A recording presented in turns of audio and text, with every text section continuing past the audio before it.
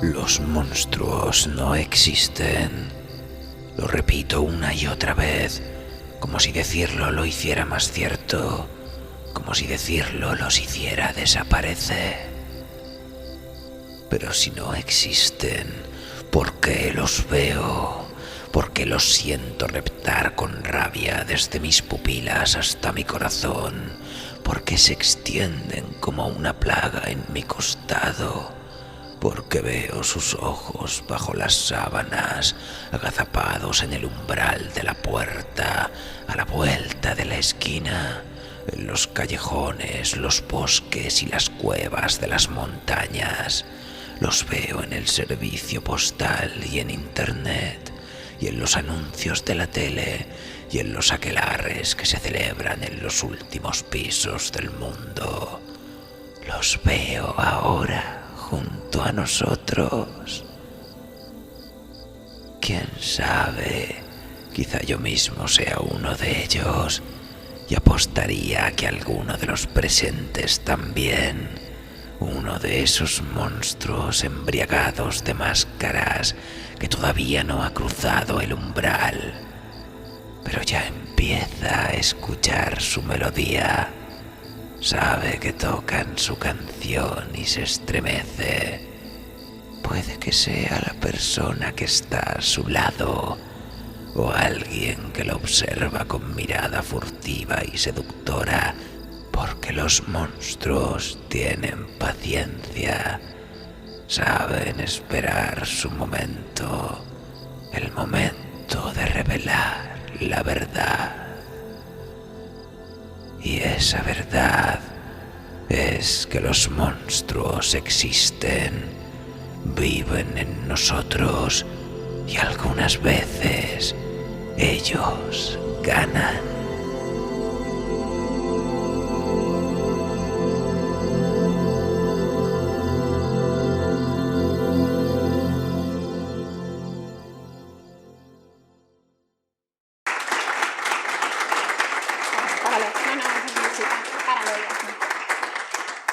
Bueno, sois majísimos, de verdad. Bueno, pues muchísimas gracias por estar aquí en esta primera charla, con todos sus problemas técnicos. Por ser la primera, claro. Bueno, yo tengo el placer de ser la maestra de ceremonias de dos grandes mujeres, la verdad es que dos grandes mujeres. Aquí tenemos a Covadonga González Pola y más a mi izquierda tenemos a la gran Cristina del Toro Tomás. Os cuento un poquito, aunque las conocéis, pero bueno, os cuento un poquito así muy rápido, porque es que si no, no acabo, porque tienen un currículum las dos que te cagas. Y bueno, Covadonga es escritora, es formadora en escritura creativa, asesora literaria, editora de Tinta Púrpura Ediciones. Ha publicado El Gen, Las ruinas de Mayerit, El hombre del vestíbulo, Los cazatesoros de Llanes. Ha participado en diversas antologías como Chicara, El poder de la naturaleza, Fantasías populares o Bestiario de lo sobrenatural. Además ha coordinado y editado la obra colectiva Stardust for Boogie. Bueno, tiene muchos más libros de ahora y ahora va a sacar un libro también con Triskel, maravilloso. Bueno, trabaja como asesora de escritores noveles, esto es muy importante, impartiendo formación en escritura. Su canal Talleres Literarios Online fue el primero en ofrecer talleres literarios para escritores en formato vídeo y en la actualidad cuenta con más de 16.000 seguidores. Bueno, yo creo que Covadonga, vamos, es una crack. Y luego por aquí tenemos a Cristina del Toro Tomás, que es escritora fundamentalmente de fantasía. Aunque bueno, que si le dices que se ponga a escribir terror o se ponga a escribir ciencia ficción, pues ella no le hace ascos a nada. Ha participado en diversas antologías y es coordinadora, junto con Covadonga, de Monstruosas. Fue una de las fundadoras del podcast especializado en literatura Leyendo hasta el amanecer, en donde estuvo hasta el año pasado, ¿no? Hasta el 2018. Coorganizadora de cafés literarios, igualmente impartido talleres de escritura creativa, siempre centradas en el género fantástico.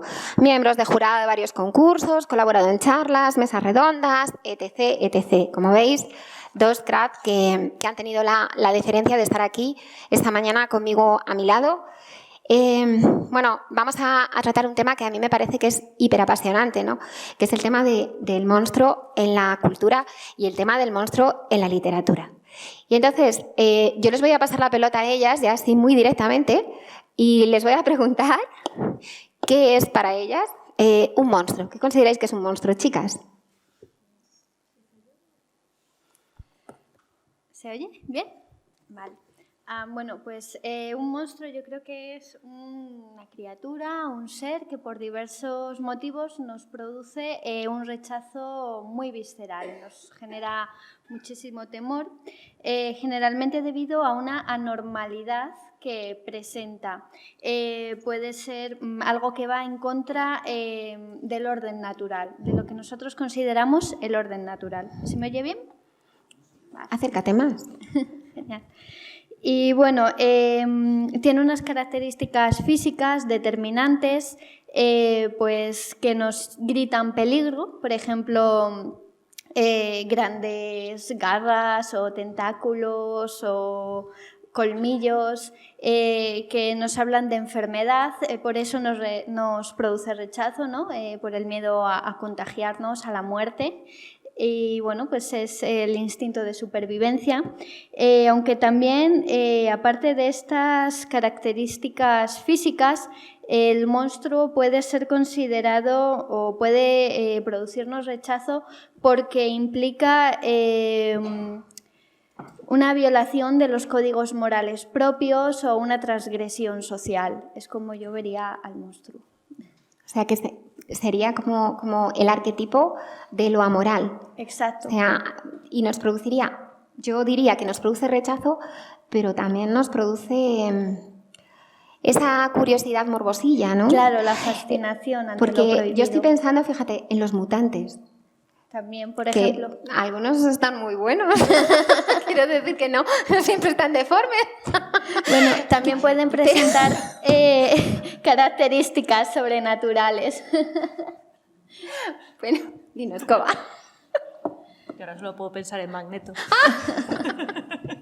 Bueno, a ver, yo creo que el monstruo tiene también algo que nos pasa mucho a los seres humanos. Creo que es una consecuencia de nuestra necesidad de tener controlado aquello que realmente no podemos controlar. Si algo es desconocido, es mucho más sencillo decir, bueno, pues me voy a inventar que esas lucecitas extrañas que veo en el cementerio son una criatura y la llamo encima fuego fatuo, súper bonito. O me invento que existe un hombre lobo. Bueno, me puedo inventar las características que yo vea, porque de esa manera todo lo que además esto es una cosa que pasa mucho en terror, ¿no? En terror muchas veces se trata de escribir relatos con final abierto porque lo que se imagina el lector siempre es peor que lo que tú te puedas inventar, ¿no? Para dejarlo así. Pues creo que nos pasa un poco eso cuando nos imaginamos lo desconocido, ¿no? En esos mapas donde ponía aquí hay dragones, ¿no? Y dices, bueno, dragones y a ver qué más, ¿no? Y creo que también en esa necesidad de control, una vez que nos inventamos al monstruo, también nos inventamos muchas veces la forma de vencerlo, ¿no? La estaca en el corazón, la bala de plata o el hechizo X. Entonces, creo que por una parte demuestra eso, que es una parte yo creo más, no sé si es tan atávica como a lo mejor social o de nuestro comportamiento humano, de que creemos que el mundo es nuestro y lo tenemos que controlar todo, pero que también entra en comunión con algo que creo que es muy, muy visceral, que es que, al menos lo que se postula es que la aversión a la fealdad, a la deformidad, tiene mucho que ver con un instinto que dice, con este ser no hay que reproducirse porque tus hijos nacerían enfermos y seguramente morirían pequeños o, bueno, todo este tipo de cosas, ¿no? Lo que pasa es que también el monstruo ha cambiado, ¿no? Creo que afortunadamente ya no tenemos suficiente conocimiento como para saber que una deformidad no significa la maldad que decía Chris, ¿no? Que antes era como algo que a veces se asociaba con la inmoralidad o con un castigo de Dios o cosas así, y ahora ya creo que el monstruo que vivimos, como nosotros pensamos como monstruo, lo que yo veo más como monstruo es un monstruo interior, cruel, despiadado, que incluso puede tener un aspecto muy saludable, incluso atractivo, pero es peor lo que esconde dentro otra vez eso desconocido, que lo que pueda mostrar con su propia imagen. Bueno, yo os iba a comentar que en lo que estabais diciendo, por ejemplo, que nos parecía que el tema de la deformidad era como algo aberrante, ¿no? Algo de lo que hay que huir, ¿no? O hay que repudiar, ¿no? Pero que al mismo tiempo nos llama la atención. Yo creo que, bueno, que también, no sé si estaréis de acuerdo conmigo, pero también existe como una diferenciación desde el punto de vista cultural. O sea, a ver, por ejemplo, en textos ya muy antiguos, indudablemente, ya se hablaba de los monstruos, los relatos de Gilgamesh, etc., los relatos artúricos, el poema mítico de Beowulf, pero en este mundo o la mitología, ¿no? Digamos que cuando hablamos de monstruos estamos hablando de mitología, todo va enraizado con religión, biología, tema social, como ha dicho Covadonga, pero en el mundo, por ejemplo, oriental, no había ese rechazo como tal a los monstruos. Por ejemplo, los niños que nacían deformes se consideraban un bien para la comunidad, cosa que no pasaba en las culturas occidentales como Grecia, Roma, Esparta, que a los niños que nacían con algún tipo de deformidad y se les consideraba un monstruo, directamente se les echaba por el bien común. En eso estamos de acuerdo. Si hablamos de que el monstruo representa como una transgresión, ¿no? de todos los valores, no solamente físicos, sociológicos, morales, etc., cuando estamos hablando de monstruosidad femenina, ¿con qué nos estamos topando, chicas? ¿Por qué hay, yo creo que, no sé si más rechazo o más curiosidad, cuando estamos hablando de monstruos de género femenino? Pues, bueno, esto daría para una conversación muchísimo más larga. Tenemos tiempo.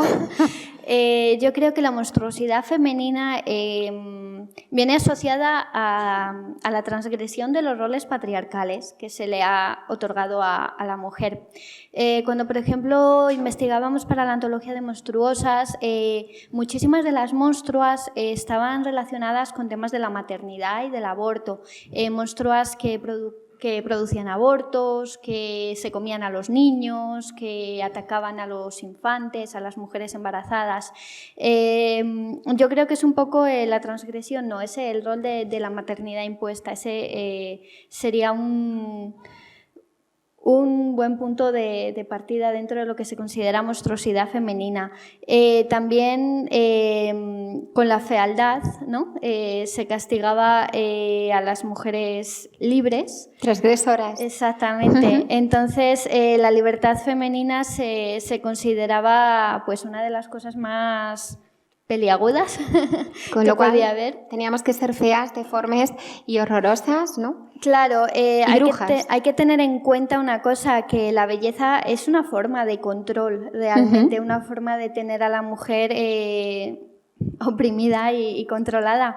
Entonces, la fealdad reivindica una libertad, ¿no? Hago lo que me da la gana con mi cuerpo, con mi aspecto, y me da igual resultarte horrorosa.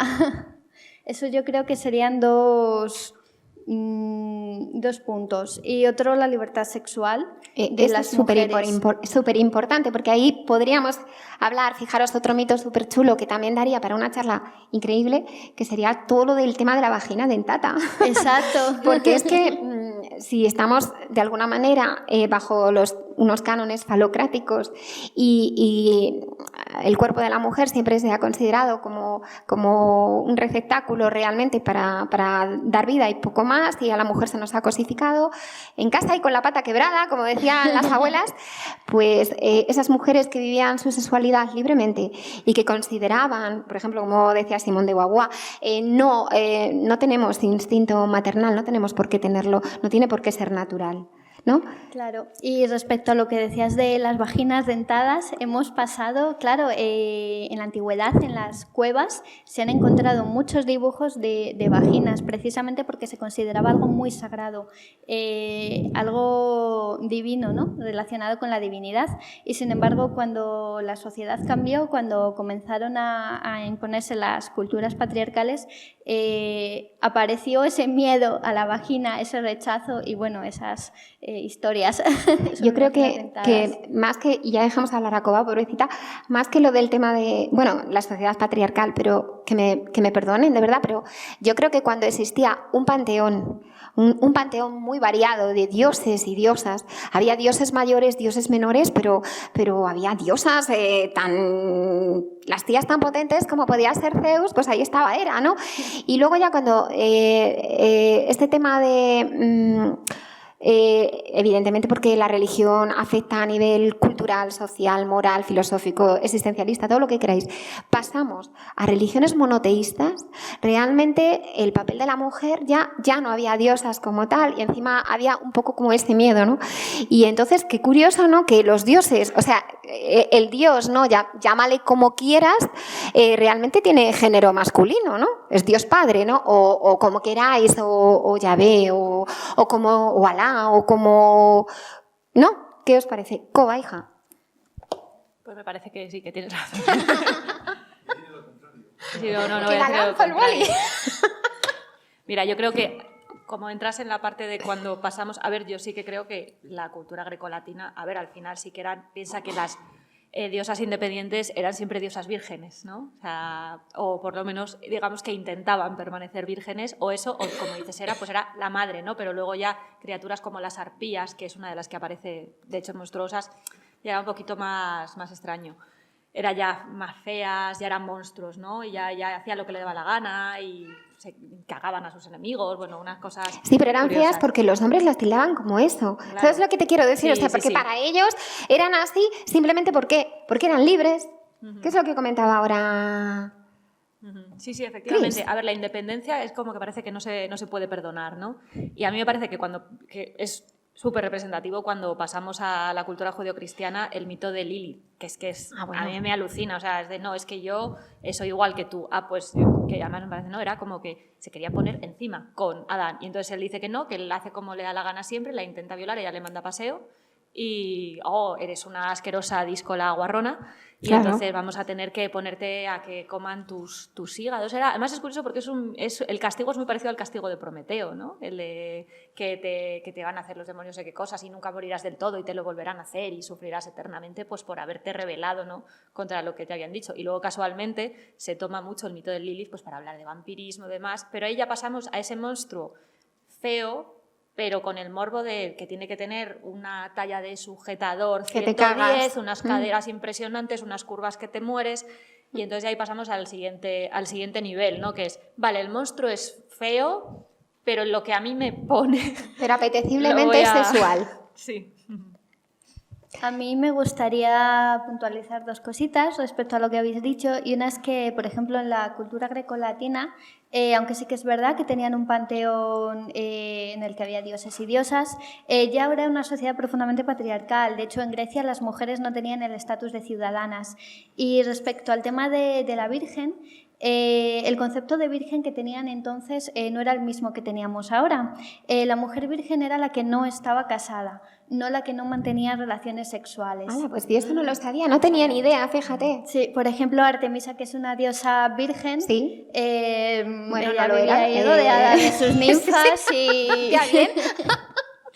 Entonces, y sí, yo creo que cuando llega sobre todo la cultura monoteísta, ¿no? Es como que ha ido degradando hasta llegar a lo que decís del mito de Lilith, del dios único y en el que no cabe determinados comportamientos para las mujeres. En la cultura grecolatina, respecto a las monstruas que comentabais, hay que recordar que el mito de Medusa es Atenea la que la convierte en monstruo. Es una historia terrible. Que es curioso, es la misma mujer atacando a otra mujer. Exacto. ¿No? El mito de la Gorgona. Claro, por eso ahí sí que hay una historia muy patriarcal. Poseidón viola a Medusa en el templo de Atenea. Y Atenea, en vez de castigar a Poseidón, castiga a Medusa. Bueno, ahora vamos a hablar un poquito de lo que son estas monstruas. Si os parece, de ese concepto de monstruas, de lobas. Bueno, lo primero, el concepto de esa mujer transgresora, que en la Edad Media eran las consideradas brujas, ¿no? Y que, bueno, hubo ahí pues eso, una caza de brujas con todo lo que es el Maléfica, Maleficarum, etc. Y que luego toda esa iconografía de bruja, que eran las mujeres transgresoras, eran curanderas, eran aquellas que ayudaban en el parto a otras mujeres. A ver, no digo que todas, ¿vale? Pero bueno. Pero luego todo esto ha ido evidentemente evolucionando y ya empezamos a esas mujeres voluptuosas, como decía Covadonga, que eran los súcubos, ¿no? Que eran esas demonias que son la leche por ahí. Habladme un poquito, por ejemplo, de ese panteón de deidades que, por ejemplo, vosotras, Covadonga, ha sacado en tinta púrpura el libro de Monstruosas, y hay un panteón de deidades increíbles. Encontramos Furias, encontramos Cecaelia. Ahora nos contará, por si no sabéis, qué es la Cecaelia como tal, porque es un monstruo un poquito más desconocido como es. Encontramos por ahí también todo lo que es, o abarca no solamente mitología grecolatina, sino que está abarcando también mitología oriental. Diosas, o sea, monstruas como la Nureona. Nos metemos también en monstruas mucho más hispánicas, como puede ser la Ojáncana. Y bueno, pues que nos cuenten un poquito, ¿vale? Pues, a ver, lo que queríamos hacer con Monstruosas precisamente era decir, vamos a hacer que estas criaturas molen no a pesar de ser feas, sino porque son horrorosas, ¿no? Que es una cosa que, así como sucede con algunos monstruos masculinos, o que nadie se plantea si no son o no son atractivos, nadie le preocupa que Jabba el Hutt sea guapo, feo o espeluznantemente desagradable, ¿no? Entonces pensamos, ¿y por qué sigue existiendo esta exigencia incluso en algo tan curioso como son los monstruos, ¿no? Y dijimos, vamos a buscar monstruos y vamos a ver cómo podemos darle la vuelta a esa historia. Entonces, bueno, pues hombre, puedo enumerar un poco las que tenemos, si te parece, luego también que cuente Cristina. Sí. También deberías hablar un poco. Sí, yo tengo por ahí una muy mala. Una bichilla. Y bueno, pues entonces lo que hicimos hizo Cristina una lista de criaturas que nos parecía que podían dar ese perfil, ¿no? Y bueno, pues entre las autoras invitadas escogieron y luego hicimos por concurso, sacamos 5 criaturas a concurso, como si dijéramos, y ahí escogimos pues los mejores relatos, que quedaron la Nureona, que no sé si conocéis un poco cómo es la Nureona, digamos que es una mujer con cuerpo de serpiente, más o menos. Y la Ojáncana, que es una criatura cántabra que podría ser parecida a una ogra, pero con unas características especiales y más típicas de allí. Aparece mucho también el mito de robar niños, ¿no? Como comentábamos antes, lo de la importancia de la maternidad y la monstruosidad es desvincularte de la maternidad o hacer daño a otra madre. Y bueno, pues hay diferentes criaturas grecolatinas. Están las furias, está la lamia, están las arpías y creo que ya, y Medusa, efectivamente. Medusa. Y luego, bueno, como comentabas lo de la Cecaelia, a ver, la Cecaelia es que es un mito que ya es casi un poco pop, ¿no? Porque aunque siempre se ha hablado de brujas del mar, esa caracterización, la Cecaelia, para que os hagáis una idea, Úrsula, la de la sirenita, es una Cecaelia. En vez de tener cola de pez, tiene cuerpo de pulpo. Y tienen esa connotación de brujas del mar. Y también era, pues, es que a mí me parece que es la primera casi villana fea, ¿no? Que había en Disney y gorda, está empoderada de su cuerpo a pesar de que es enorme y gorda y que porque tiene que ser porque ser tan voluptuosa tiene que ser un problema, ¿no? Entonces, bueno, pues ahí ya cada una, digamos, que intentamos hacer nuestro desarrollo y bueno, pues hay otros mitos, pero si queréis os dejo que os cuente un poquito más, Cristina, de las demás. Bueno, yo creo que las has comentado prácticamente todas. También está la Banshee. La Banshee es un espíritu del folclore celta, sobre todo aparece en Irlanda, aunque aquí en la península ibérica la tenemos asociada a otras figuras como las lavanderas. Son muy populares en Galicia, pero tenemos mitos de lavanderas por toda la península. La Banshee, la peculiaridad que tiene, bueno, aparte de que es como un fantasma muy demacrado, muy feo, aparece llorando y su llanto siempre es un augurio de muerte. Se presenta llorando ante personas que van a morir o ante alguien muy cercano para anunciarle la muerte de un ser querido. Y creo que ya las hemos dicho todas, ¿no? La lamia, la ojáncana y el gaune de Amparo. Bueno, yo decidí una monstrua que desde mi punto de vista se conocía poquito y además que, aunque, a ver, el problema que tienen todas estas monstruas desde mi punto de vista, que es lo que comentábamos al principio, es que se nos asocia con el rollo de la maternidad. A ver, que yo soy mamá y me encanta, pero quiero decir que es una pena que las monstruas de alguna manera vayan asociadas siempre con pues he matado a los niños en el río porque aquí mi señor esposo o mi señor compañero me ha puesto los cuernos. Jo, pues mátalo a él, tía, pero no mates a los niños, ¿no? O sea, y entonces ya me dedico a perseguir niños. Por ejemplo, ¿habéis visto por ahí la película de La Llorona? ¿No? Pues es que esto es un poco así, ¿no? Entonces, bueno, yo me enfrenté a... Yo me gustaba... una monstrua que era, basándome en Alraune de Hans Heinz Segger, que me pareció una cosa súper chula, porque era como todo lo que es regresar un poco a todo lo que es el mito de Pigmalión, ¿no? Esa idea de que reivindica Hans Heinz Segger de la inseminación artificial, ¿no? Y de crear un ser que le gusta el mal porque le gusta el mal, y ya está, o sea, y no hay justificación mayor. Además, emplea indudablemente esa característica suya de sensualidad, de voluptuosidad, para, bueno, pues para cargarse fundamentalmente al género masculino. Yo lo siento por los hombres que están en la sala, pero es así, Alraune era así. Y ese mito, digámoslo así, ¿no? de Alraune, ¿no? Basándome en Hans Heinz Segger, en lo que trae Hans Heinz Segger, con esa idea de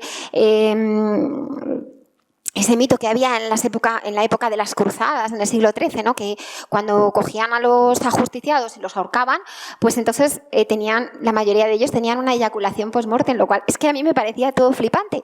Y tenían una eyaculación post-mortem y de esa eyaculación luego salían como una serie de homúnculos, mujercitas y hombrecitos, o sea, era una cosa increíble. Yo decía, madre mía. Y todo eso mezclándolo con el mito de la mandrágora, que ya sabéis vosotros que es una planta que desde, pues yo qué sé, es que en la Biblia ya se habla de que tenía propiedades fundamentalmente sexuales, reproductivas. Vamos, es que la mandrágora, si habéis visto el laberinto del fauno de Guillermo del Toro, también sale por ahí la mandrágora. Hermión la saca en la clase de herbología de la profesora Sprout, que la sacan. O sea, es que era todo como muy... Y digo, bueno, pues esto lo vamos a mezclar con un poquito de horror cósmico, cómo no.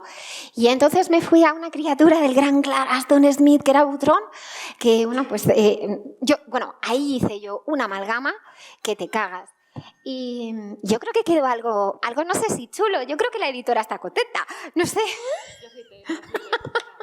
Yo flipé porque veo y dice, bueno, te mando mi relato, no sé si te gustará. Y lo primero que veo, la envainadora de carne. Digo, esto va a ser la hostia. Directamente. Es que, bueno, no sé a ti cómo lo viste, pero tú fuiste la que me dijo, no, léetelo con el estómago vacío. Sí, yo me leí primero el relato y se lo dije, léetelo con el estómago vacío. Y debo comentar que yo edité el audio relato, porque todos los relatos van con su versión en audio. Y bueno, la persona que lo hizo en versión audio, yo escuchaba el original y la pobre lo pasó fatal. Bueno, pero eso es culpa de la escritora. Eso es bueno, esa era la intención, ¿no? Que diera ahí como revoltura. Y bueno, ¿alguna cosa más queréis, chicas? ¿Comentar algo más de las monstruos? ¡Ah! ¡Preguntas!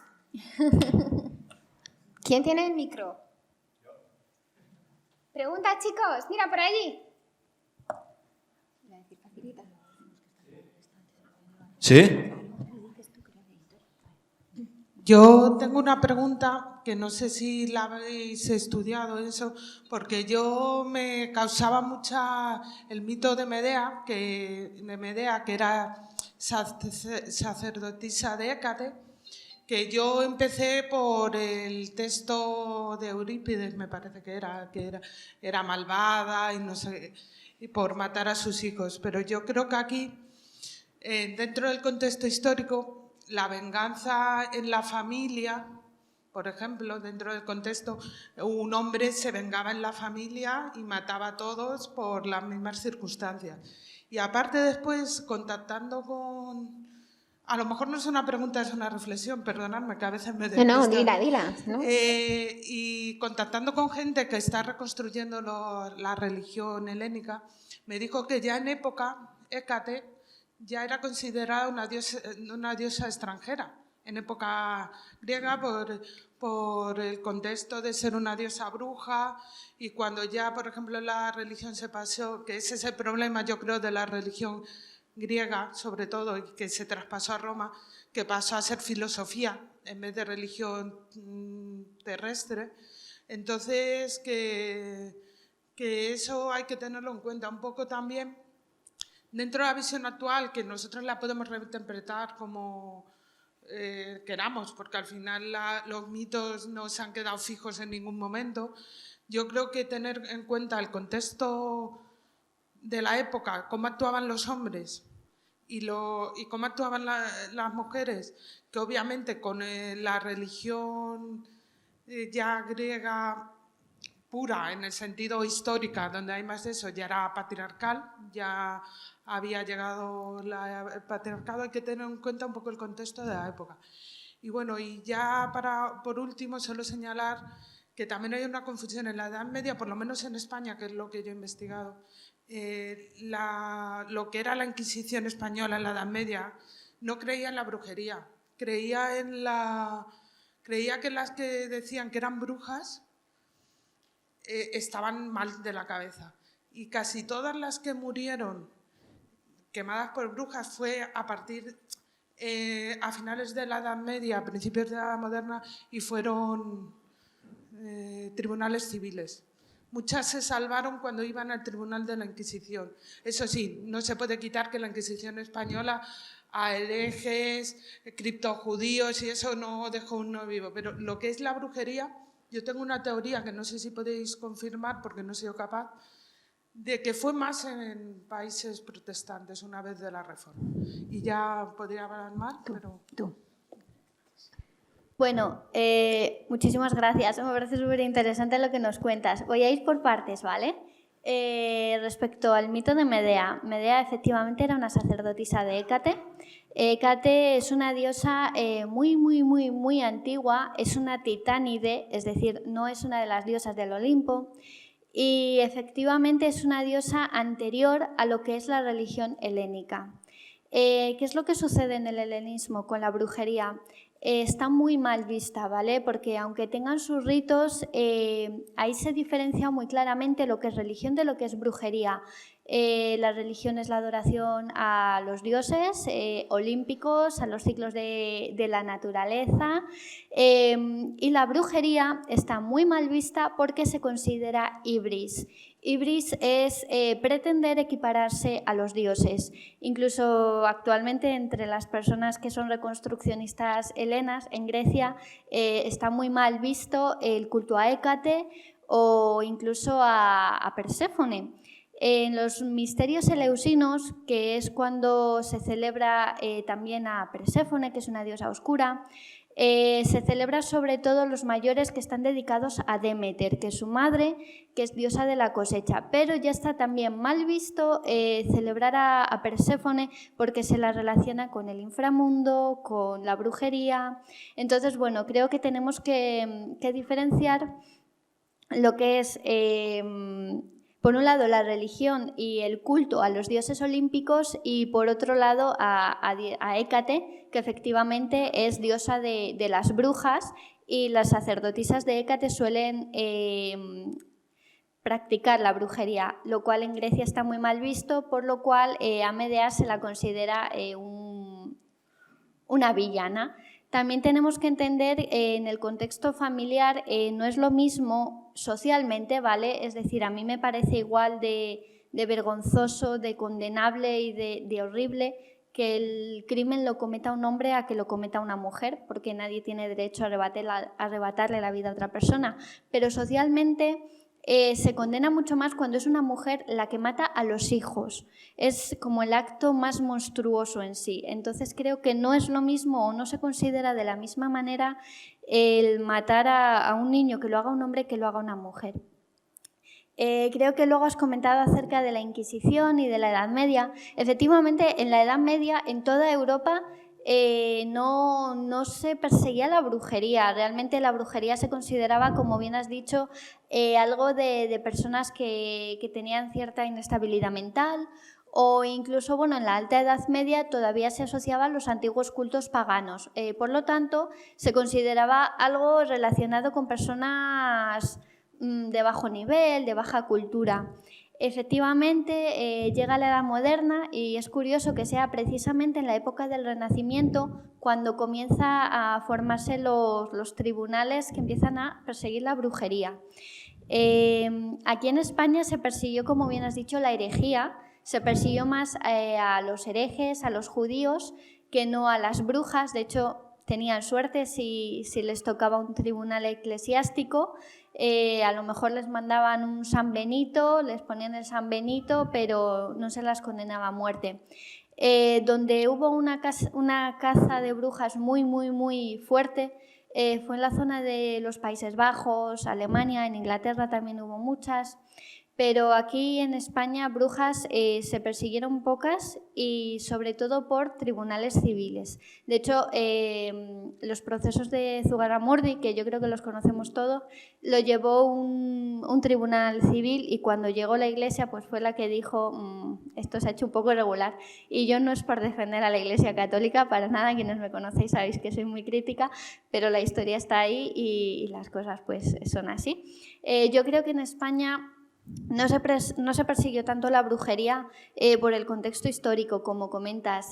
Aquí el emperador Carlos tenía un frente abierto que era con la Reforma Protestante, entonces a él lo que le interesaba quitarse del medio era a las personas que pudieran adherirse a la Reforma de Lutero. Y ahí no sé si te vale la apreciación o no. Yo sí quería... Sí. Es la leche, ya os he dicho yo. Yo sí añadiría una cosa. A ver, nunca hemos pretendido sacar de contexto la monstruosidad. Simplemente es cierto que, evidentemente, nosotros también lo vemos con nuestro propio prisma, pero por una razón, porque se sigue castigando la fealdad. Entonces, tenemos que ver que si esto era un contexto en el que la cultura era diferente, ahora que vivimos en una cultura donde estamos intentando que cualquier ser, independientemente de su género, tenga una independencia y no se trate con diferente rasero a una persona por el género que tenga, pues decimos, bueno, pues ¿por qué? Quiero decir, es que todavía tenemos historias como, yo lo siento, pero es que siempre vuelvo a esto, tú puedes cambiar a tu maltratador, La Bella y la Bestia, película de Disney con canciones para niños, ¿vale? Entonces, evidentemente, cuando se fue creando aquella historia era diferente, pero es que si tenemos ciertos estigmas y ciertos clichés que creemos que nos hacen daño, la única manera de analizarlos y de romper con eso es decir, en este contexto era de una manera, cómo lo vemos ahora y con qué nos quedamos y qué nos gustaría cambiar, simplemente. Pero no pretendía ser una crítica, era una... Ah, vale. Ah, vale, de acuerdo. Bueno, pero te darás cuenta que aquí ellas han hecho una reflexión, de tu reflexión, increíble. ¿Alguna pregunta más?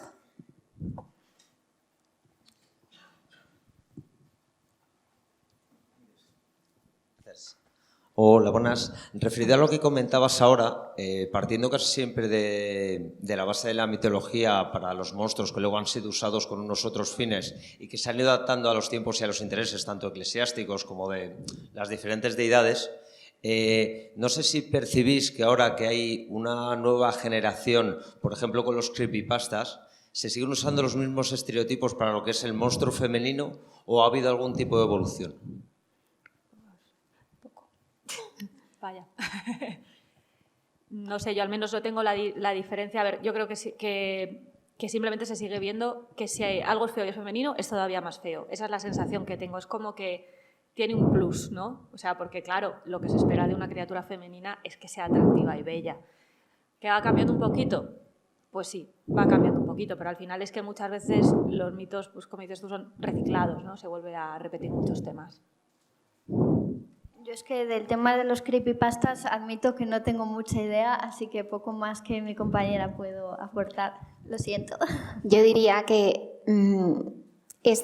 se sigue utilizando como una especie de bullying y me vais a perdonar, pero a lo mejor lo llevo al aspecto social, pero es que claro, indudablemente hay que llevarlo también, o sea, la cultura forma parte del aspecto social y aunque como comentaba Covadonga, hoy en día tenemos otro concepto de cómo tiene que ser la mujer o cómo tienen que ser los monstruos en este caso, ¿no?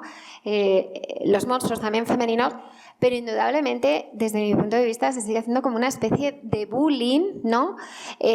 A todo lo que no entra dentro de nuestros esquemas. Yo esto no es para hacer apología femenina, ni es mi pretensión, ni nada por el estilo, pero se sigue juzgando de una manera diferente, como comentaba Cristina, ¿no? Esos delitos un poco, o esos monstruos femeninos, ¿no? Monstruos que están en la calle, digámoslo así, se siguen juzgando quizá de una manera distinta. Todavía no hay esa concepción, sigue habiendo como esa especie de bullying, ¿no? al monstruo de género femenino, por lo menos desde mi punto de vista. Y seguimos reutilizando, creemos que avanzamos, pero es que realmente es como que mi abuela decía que no hay nada inventado en este mundo, ¿no? Y se reinterpretan las cosas, pero yo creo que seguimos, digo yo, Un cambio que yo sí que he visto respecto a cómo se trata ante al monstruo femenino y cómo se trata ahora, es que ahora los he visto hipersexualizados, ¿vale? Que a lo mejor antes no se hacía eso, pero ahora buscas imágenes, yo qué sé, Medusa o lo que sea, y te vas a encontrar unas cuantas bastante, pues eso, hipersexualizadas, en las que sí, le ponen las serpientes en la cabeza, pero el resto pues... Como los disfraces de Halloween, digamos, Sí. ¿no? Que ¿Te hemos contestado, Román? ¿Te hemos contestado? Además, la cultura japonesa, por ejemplo, del manga y el anime ha tenido mucha influencia de la sexualización. Sí. ¿Alguno más, chicos? ¿Todavía hay tiempo? ¿Alguna pregunta? Hola, buenos días. Hola. Una pregunta un poco en este sentido. ¿Creéis que hay una relación entre la belleza del monstruo y su forma de actuar como monstruo? Quiero decir, Vampiro es o las vampiresas, Carmil, una mujer hermosa que actúa con delicadeza, que te mata con cierta delicadeza, mientras que la arpía como arquetipo de la fealdad y de la monstruosidad es salvaje en su actuación. ¿Creéis que intentan mandar un mensaje de la fealdad está relacionada con la violencia súbita, mientras que la belleza es una muestra de inteligencia? Incluso siendo un monstruo serás mejor monstruo si te cuidas un poquito y te pintas. Hombre, se supone que la belleza es como la mejor forma de atraer a tu víctima, ¿no? Si el vampiro ha ido evolucionando, bueno, menos a las hadas esas, ya sabéis, de Crepúsculo, han ido evolucionando el vampiro, a ver, antes era más feo, ¿no? Pero ya luego fue evolucionando a un romanticismo más tipo, pienso, por ejemplo, en los vampiros de Anne Rice, ¿no? Y son ya más atractivos, es como, ¿qué mejor truco hay que en vez de tener que ir tú a cazar, que vengan ellos a ti, ¿no? Entonces yo creo que ahí está el truco del vampiro. En otras criaturas, pues no sé, hombre, si lo que quieres es causar verdadero miedo, cuanto más fea hagas a la criatura, pues más miedo va a dar, depende de si lo que quieres es imponer o lo que quieres es cazar. Yo creo que la belleza o la fealdad de la monstrua, del monstruo, sí que tiene que ver con la transgresión o con el pecado que se asocia a esa monstrua. Por ejemplo, hablamos de las arpías, ¿no? Son muy feas y de ellas se habla pues, que son violentas, que son salvajes. Ya estamos hablando de violencia en la mujer. Entonces son feas, son horribles, son muy desagradables.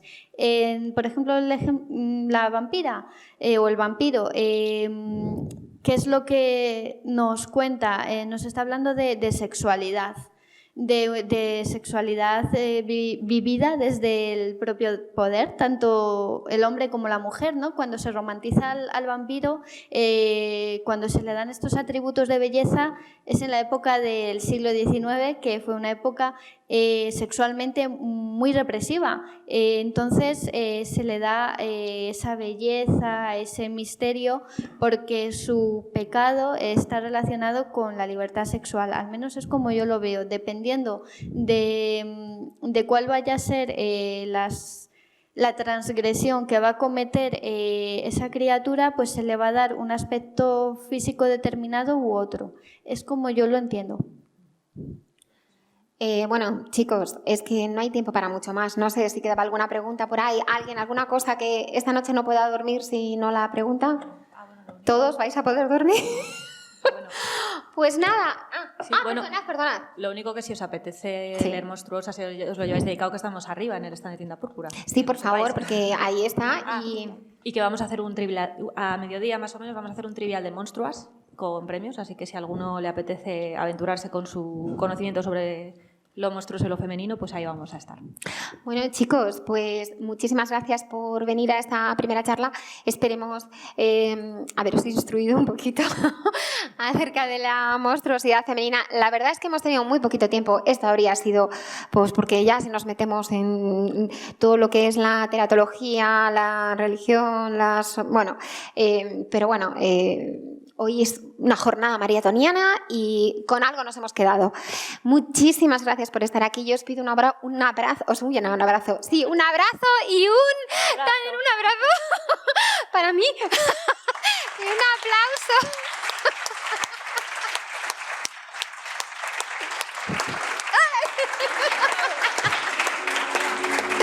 Bueno, un aplauso increíble para estas dos chicas maravillosas que son muy grandes y ya está. Gracias a todos, de verdad, gracias.